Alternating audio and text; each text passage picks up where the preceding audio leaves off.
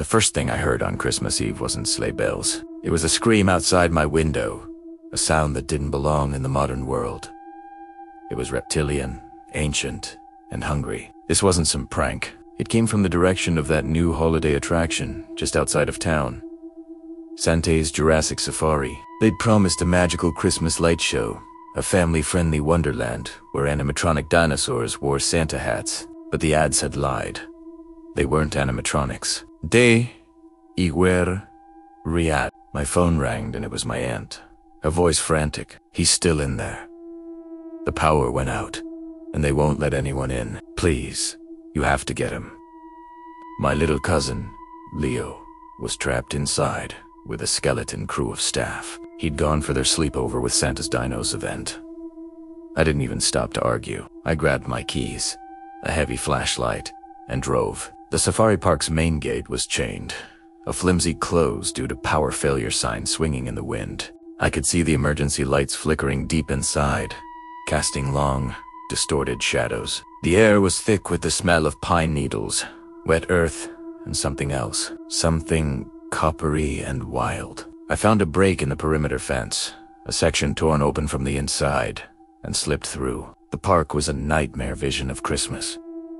Broken candy cane lights lay scattered across the asphalt, their red and white glow reflecting off pools of rainwater. A thick fog hugged the ground, muffling all sound except for the distant, distorted strains of jingle bells. Wet tire tracks from a parked Jeep cut through the mist, but they were overlaid with something else, three-toed footprints, each one the size of a dinner plate. I followed the main path, my heart pounding a frantic rhythm against my ribs. Up ahead, something huge was moving. It dragged a life-sized reindeer prop from a nativity scene across the road. The plastic scraped against the pavement, but the creature treated it like a real carcass, its massive head shaking the prop back and forth. I ducked behind a giant gingerbread house, my breath catching in my throat. It was a Tyrannosaurus Rex. Its skin was dark, almost black in the faint light, and its eye, a glinting yellow orb, scanned the darkness. It wasn't just an animal. It was a predator, and it was hunting. Once it moved on, I sprinted for the nearest building, a small security guard shack. The door was ajar. Inside, a small radio was playing Christmas carols on the loop, the cheerful music a stark contrast to the terror outside. A half-eaten sandwich sat on the console next to an overturned coffee mug. Then I heard it. A soft, rhythmic tap. Tap. Tap against the window pane behind me. I turned slowly. A single, curved claw, long and sharp as a sickle, was tapping against the glass. It wasn't aggressive. It was patient, inquisitive, like it knew I was in there.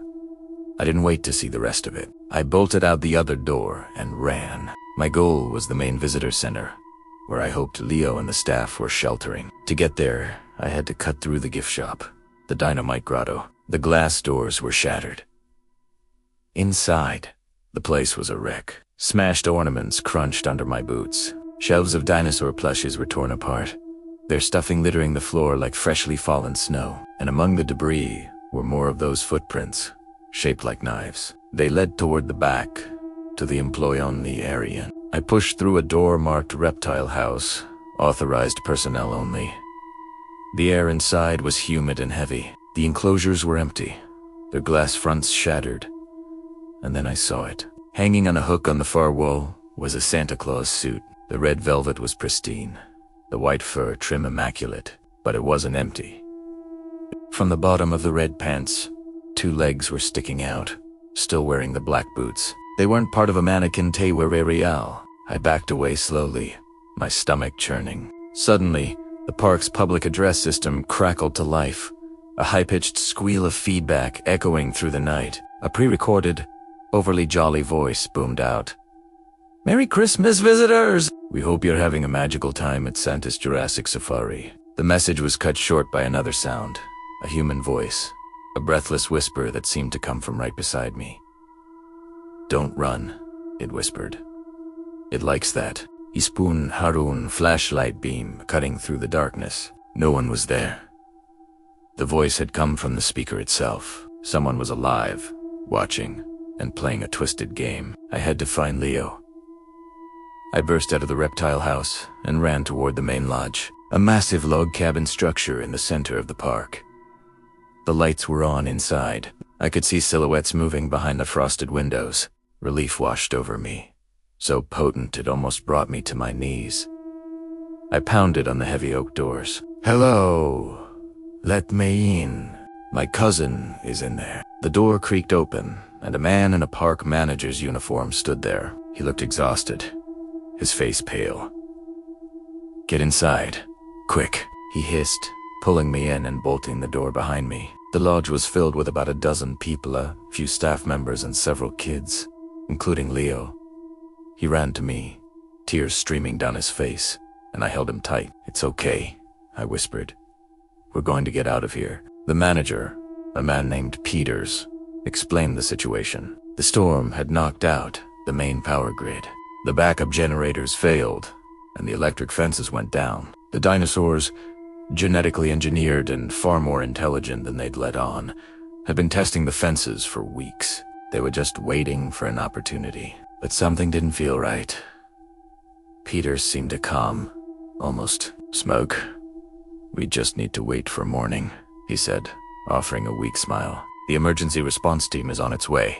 But as he spoke, I noticed something on his desk. It was a marketing plan. The title read, "Project Primal Noel, the ultimate viral holiday event." My blood ran cold. This wasn't an accident. He hadn't lost control. He'd opened the cages on purpose. "You did this," I said, my voice barely a whisper. "You let them out." Peters's smile widened. "An animatronic T-Rex is a novelty. A real one. That's a legend. The world will be talking about this for years. The survivors will be famous. The park, iconic." Just then, a tremendous crash shook the entire building as something slammed against the main doors.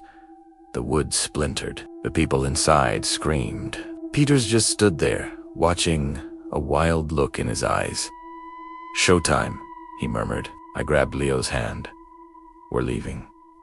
Now." We ran for the back kitchen, the sounds of splintering wood and prehistoric roars filling the air behind us. We climbed out a service window and dropped into the mud below. The main gate was our only hope.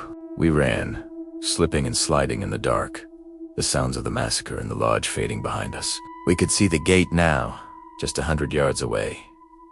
But we weren't alone. A pack of raptors emerged from the trees, moving with silent, fluid grace. They fanned out, flanking us, herding us. This wasn't a random encounter. It was a coordinated hunt. They were smart, terrifyingly smart.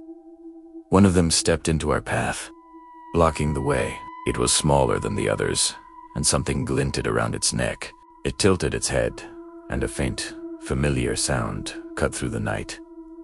A single sleigh bell, jingling softly. It was attached to a collar around the raptor's neck. A pet.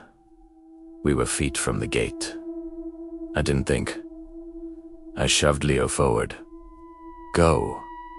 Climb," I screamed, turning to face the raptors. I picked up a heavy branch, my only weapon against a pack of perfect killers. As Leo scrambled over the chain-link fence to safety, the lead raptor took a step toward me, its bell tinkling with a chilling, festive beat. I stood my ground, my knuckles white on the branch. The last thing I saw was its intelligent eye, reflecting the broken Christmas lights as it lunged. Some Christmas nights don't end with sunrise. Thanks for watching Bloody Chapter. Don't forget to like, share, and subscribe, because you never know what's really waiting for you under the tree.